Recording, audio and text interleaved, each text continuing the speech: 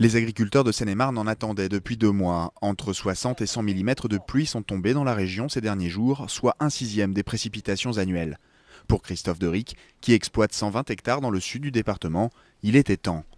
Là, c'est une culture de betterave, donc on voit aujourd'hui les feuilles sont redressées parce qu'il a plu, ça reverdit un peu, mais vous voyez les conséquences de la sécheresse, vous voyez les betteraves qui étaient en train de jaunir avec des bouts marrons, donc là ils étaient carrément en train de perdre leurs feuilles, ce qui a des conséquences quand même très importantes sur la production, quoi.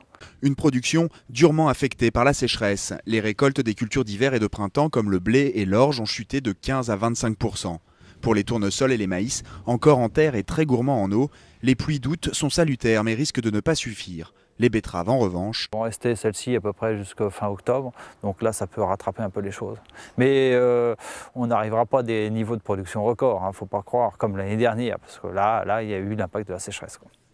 Si la pluie a permis de resaturer les sols en eau, elle n'a en revanche que peu d'impact sur le niveau des nappes phréatiques. Les nappes se rechargent essentiellement pendant l'hiver, à travers ce qu'on appelle les pluies efficaces, qui sont celles qui peuvent, où l'eau peut s'infiltrer jusque dans la nappe. En été, l'intégralité, la quasi-intégralité de l'eau est utilisée par les plantes, ou évaporée, ou ruisselée dans les rivières. 52 départements sont encore soumis à des arrêtés préfectoraux de restriction d'eau, une situation qui devrait se prolonger au moins jusqu'au mois d'octobre.